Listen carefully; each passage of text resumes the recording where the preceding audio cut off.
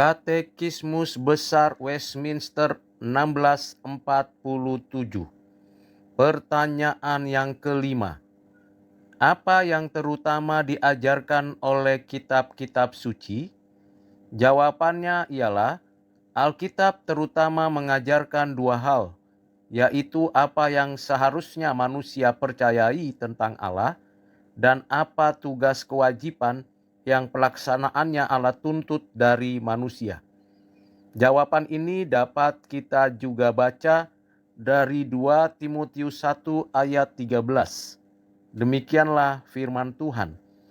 Peganglah segala sesuatu yang telah engkau dengar daripadaku sebagai contoh ajaran yang sehat, dan lakukanlah itu dalam iman dan kasih dalam Kristus Yesus. Rasul Paulus mengajarkan seluruh pengajaran dari kitab suci kepada jemaat dan juga kepada Timotius, yang berlaku juga kepada kita umat manusia sepanjang zaman. Alkitab memberikan kepada kita pengetahuan dan pengenalan akan adanya Allah, dan dinyatakannya melalui apa yang sudah disampaikan kepada para penulis. Kita dapat mengetahui dan mengenal Allah secara progresif, mulai dari Allah menciptakan segala sesuatu dari tidak ada menjadi ada.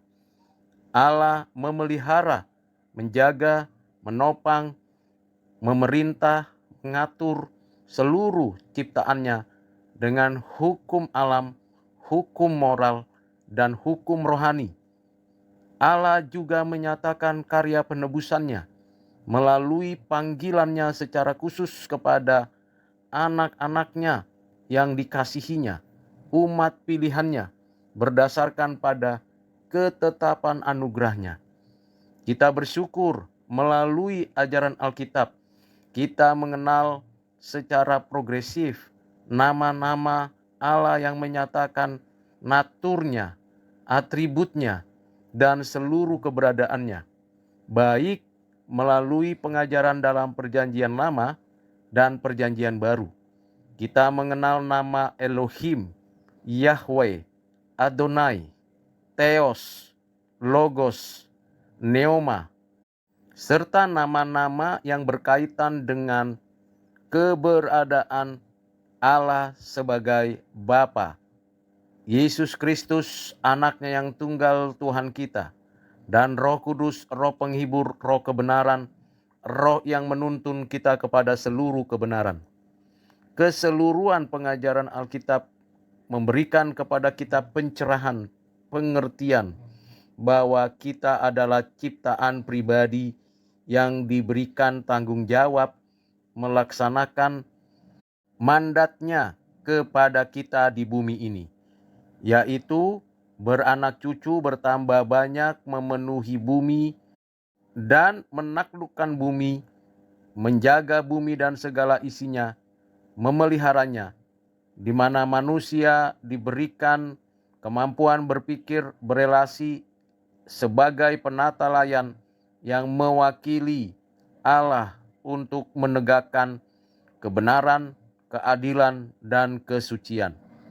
Tanggung jawab itu juga diberikan kepada orang-orang percaya sepanjang zaman, terlebih khusus berkaitan dengan pemberitaan Injil Yesus Kristus kepada segala bangsa, dimanapun dan kapanpun. Tanggung jawab tersebut dikaruniakan hanya kepada orang-orang percaya untuk melaksanakan mandat budaya dan mandat Injil, di mana keduanya saling melengkapi dan menunjukkan keterkaitan di dalam melaksanakan tanggung jawab sebagai orang percaya. Orang percaya bukan hanya menerima keselamatan berdasarkan anugerah, tetapi juga diberikan tanggung jawab menjadi agen transformasi melalui firman Tuhan, Injil Yesus Kristus yang diajarkan diproklamasikan dan diintegrasikan di dalam setiap aspek kehidupan manusia. Dengan demikian, orang percaya menikmati firman Tuhan secara konkret di bumi ini. Karena itu, ada sinergitas dan kolaborasi yang utuh dari setiap pelaksanaan mandat Injil dan mandat budaya dalam satu kesatuan yang tidak terpisahkan. Dalam pelaksanaannya, baik di dalam kehidupan berkeluarga, bermasyarakat, berbangsa dan bernegara, bahkan di dalam setiap aspek pekerjaan dan dunia pendidikan, setiap orang percaya mengintegrasikan mandat Injil dan mandat budaya secara konkret, sistematis, dan bersifat holistis, sehingga setiap orang dapat mengetahui dan merasakan kehadiran orang-orang percaya yang sudah menjadi pelaku firman Tuhan dimanapun berada.